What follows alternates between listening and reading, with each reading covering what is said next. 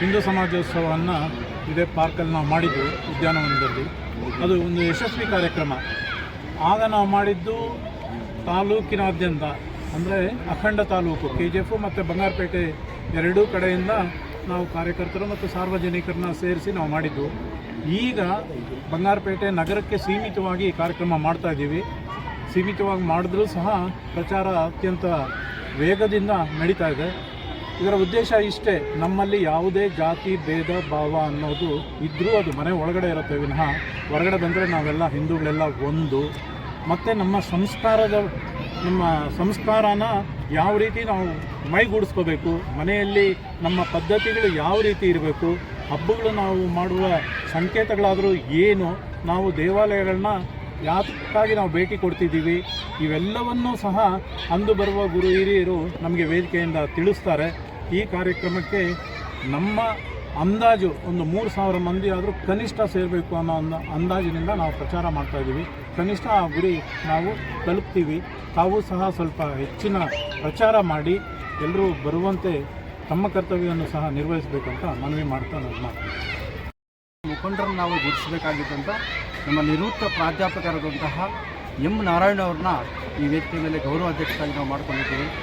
MS Ramaprasad ಅವರು ನಿಕಟಪೂರ್ವ ಅಧ್ಯಕ್ಷರು, ಸಾಹಿತ್ಯ ರಂಗ ಕೋಲಾರ ಜಿಲ್ಲಾ ಸಾಹಿತ್ಯ ಪರಿಷತ್ತರು, ಅವರು ಅಧ್ಯಕ್ಷರಾಗಿರ್ತಾರೆ. ಮತ್ತು ಮಾತೆಯರ ಕಡೆಯಿಂದ ಬಂದಾಗ ಕುಮುದಿನಿ ಮೇಡಮ್ ಉಪಾಧ್ಯಕ್ಷರಾಗಿರ್ತಾರೆ. ಮತ್ತು ನಾವೆಲ್ಲ ಇಲ್ಲಿ ಸೇರಿಕೊಂಡು ನನ್ನನ್ನು ನೀವು ನಿರ್ವಾಹಕ ಒಂದು ಸಂಯೋಜನೆಯಾಗಿರೋ ನಾನು ಅದು ಸಂತೋಷ ಇಟ್ಕೊಂಡು ಎಲ್ಲರೂ ಸಾಮರಸ್ಯದಿಂದ ಹೋಗಬೇಕಾಗಿದೆ. ಇಲ್ಲಿ ಒಂದು ಎಲ್ಲ ಹಿಂದೂ ಬಂಧುಗಳು ಇಲ್ಲಿ ನಾವು ನಿಶ್ಚಯ ಮಾಡಿ ಒಂದು ಕಾರ್ಯಕ್ರಮ ಮಾಡೋಣ ಅಂತ ಹೇಳಿ ಅದು ನಾವು ಮೊದಲೇ ತಮ್ಮ ಪತ್ರಕರ್ತರಿಗೂ ಎಲ್ಲ ತಿಳಿಸಿದ್ದೀವಿ. ಬಗ್ಗೆ ಪೂರ್ವಭಾವಿ ಸಭೆಗೆಲ್ಲ ಕರೆದಿದ್ದೀವಿ. ಎಲ್ಲ ಸ್ವಲ್ಪ ಬಂದು ಅದ್ರ ಬಗ್ಗೆ ವಿಷಯನೂ ಕಲೆಕ್ಟ್ ಮಾಡ್ಕೊಂಡು ಹೋಗಿದ್ದಾರೆ. ಹಾಗಾಗಿ ಇವತ್ತು ಈ ಒಂದು ಸ್ಟೇಜ್ ಇಲ್ಲಿ ಏನು ಮಾಡಬೇಕಾಗಿತ್ತು ಇದನ್ನು ಬಂದಿದ್ದೀವಿ ಸ್ಟೇಜ್ ಮಾಡೋದಕ್ಕೆ. ಹಾಗಾಗಿ ನೀವೆಲ್ಲ ಬಂದಿದ್ದು ತುಂಬ ಸಂತೋಷ. ತಮಗೆಲ್ಲ ತುಂಬ ಧನ್ಯವಾದಗಳು. ಇದನ್ನು ತಾವು ಹೆಚ್ಚೆಚ್ಚಿಗೆ ಒಂದು ಸಾಮರಸ್ಯವಾಗಿ ಇಲ್ಲಿ ಬದುಕಬೇಕಾಗಿರೋದ್ರಿಂದ ಪ್ರತಿಯೊಬ್ಬ ಹಿಂದೂ ಸಹ ಬಂದು ನಾವು ಯಾವ ರೀತಿ ಇರಬೇಕು, ಸಂಸ್ಕೃತಿ ಯಾವ ರೀತಿ ಇರಬೇಕು, ಮನೆಗಳಲ್ಲಿ ಯಾವ ರೀತಿ ನಾವು ಬೆಳೆಯಬೇಕು, ಅದು ಒಂಥರ ಪಂಚಸೂತ್ರಗಳು ಬೇರೆ ಇದೆ ಇಲ್ಲಿ. ನಾಗರಿಕ ಕರ್ತವ್ಯಗಳೇನು, ಕುಟುಂಬ ಸಂಬೋಧನೆ ಅಂದರೆ ಏನು, ಪರಿಸರ ಸಂರಕ್ಷಣೆ ಅಂದರೆ ಏನು, ಯಾವ ರೀತಿ ಇರಬೇಕಂತ ಅಲ್ಲಿ ಬರುವಂಥ ಗುರುಗಳೆಲ್ಲ ಹೇಳ್ತಾರೆ. ಅದನ್ನು ಅವತ್ತರ ಎಲ್ಲ ಹೇಳಿದಾಗ ಎಲ್ಲರೂ ಬಂದು ಸೇರಿ ಈ ಕಾರ್ಯಕ್ರಮ ಯಶಸ್ವಿ ಮಾಡಿಕೊಳ್ಬೇಕಂತ ಎಲ್ಲರಿಗೂ ಸವಿನ ಪ್ರಾರ್ಥನೆ ಮಾಡ್ತಾಯಿದ್ದೀವಿ. ಪ್ರಕಾಶ್ ನಮ್ಮ ರೆಡ್ಡಿಯವರಾಗಲಿ ಮತ್ತು ಜಯಪ್ರಕಾಶ್ ಅವರಾಗಲಿ ನಿಮಗೆ ಕೆಲವು ವಿಷಯಗಳನ್ನು ತಿಳಿಸಿದ್ದಾರೆ. ಈ ಭಾನುವಾರದಂದು 1ನೇ ತಾರೀಕು ಹಿಂದೂ ಸಮಾಜೋತ್ಸವ ಅಂತ ಬಂಗಾರಪೇಟೆಯಲ್ಲಿ ಹಮ್ಮಿಕೊಳ್ತಾ ಇದ್ವಿ. ಇದು ಬರೀ ಹಿಂದೂ ಸಮಾಜೋತ್ಸವ ಅಲ್ಲ, ಇದು ಒಂದು ಸಂಕೇತ ಅಂತ ನಾವು ಭಾವಿಸಬೇಕಾಗಿದೆ. ಹಿಂದೂ ಸಂಕೇತ.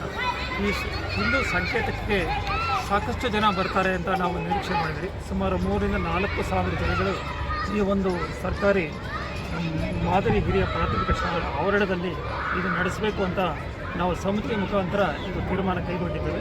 ಅದೇ ರೀತಿಯಾಗಿ ಇದಕ್ಕೆ ಮುಖ್ಯ ಭಾಷಣಕಾರರಾಗಿ ಶ್ರೀ ಪ್ರಮೋದ್ ನವರತ್ನ ಅವರು ಬೆಂಗಳೂರು ಮಹಾನಗರ ಪಾಲಿಕೆಯಿಂದ ಇಲ್ಲಿಗೆ ಆಗಮಿಸಲಿದ್ದಾರೆ. ಇದೇ ರೀತಿಯಾಗಿ ಈ ಒಂದು ಉದ್ಘಾಟನೆಯಾಗಿ KJ ಲಿಂಗ ಶಿವಾಚಾರ್ಯ ಸ್ವಾಮಿಗಳು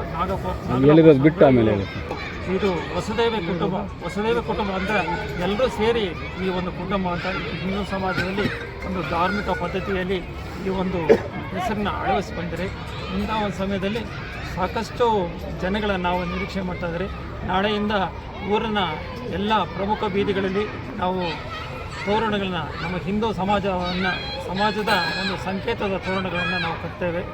ಹಾಗೂ ಬರುವ ಒಂದು ದಾರಿಯಲ್ಲಿ ಅದಕ್ಕೆ ಫ್ಲಾಗ್ಗಳೇ ಆಗಲಿ, ಇನ್ನು ಯಾವುದಾದ್ರೂ ತಳಿ ತೋರಣಗಳಾಗಲಿ ಇದೆಲ್ಲ ನಾವು ಈ ಒಂದು ಭಾಗಕ್ಕೆ ಅಳವಡಿಸಿಕೊಂಡು, ಮತ್ತು ಈ ಒಂದು ಸಮಯದಲ್ಲಿ ಪತ್ರಿಕಾ ಮಾಧ್ಯಮದವರು ಹಿಂದೂ ಸಮಾಜೋತ್ಸವ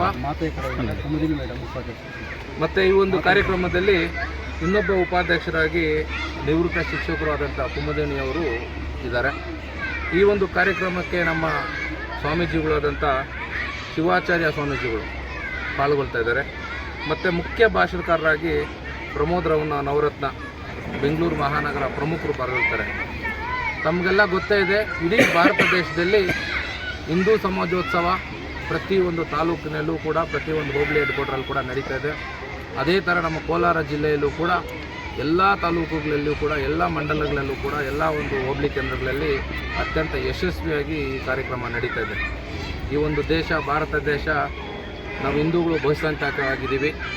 ಆ ಹಿಂದೂಗಳು ಎಲ್ಲ ಒಂದು ಕಡೆ ಸೇರಬೇಕು, ಒಬ್ಬೊಬ್ರಿಗೊಬ್ರು ಪರಿಚಯ ಆಗಬೇಕು, ನಮ್ಮ ಹಿಂದುತ್ವ ಬಗ್ಗೆ ತಿಳ್ಕೋಬೇಕು ಅಂತ ಒಂದು ಜಾಗರಣ ತರಬೇಕು ನಮ್ಮ ಹಿಂದೂಗಳೆಲ್ಲ ಅಂತ ಒಂದು ಸಮಾವೇಶ ಅಂದ್ಕೊಂಡಿದ್ದೀವಿ. ನಮ್ಮ ಸಮಿತಿ ವತಿಯಿಂದ ಇವತ್ತು ನಾವು ಈ ಜನನ ಈ ಜಾಗನ ಚೂಸ್ ಮಾಡಿ ಇವತ್ತು ವ್ಯವಸ್ಥೆಗಳ ದೃಷ್ಟಿಯಿಂದ ನೋಡಿದ್ದೀವಿ. ಈ ಒಂದು ಕಾರ್ಯಕ್ರಮಕ್ಕೆ, ಈ ಒಂದು ಸಮಾವೇಶಕ್ಕೆ ಪ್ರತಿಯೊಬ್ಬ ಹಿಂದೂನೂ ಸಹ, ಬಂಗಾರಪೇಟೆ ತಾಲೂಕಿನ ಪ್ರತಿ ಹಿಂದೂನೂ ಸಹ ನಗರದಲ್ಲಿ ಪ್ರಮುಖವಾಗಿ ಎಲ್ಲರೂ 3 ಗಂಟೆಗೆ ಸಭೆಗೆ ಭಾಗವಹಿಸಬೇಕು.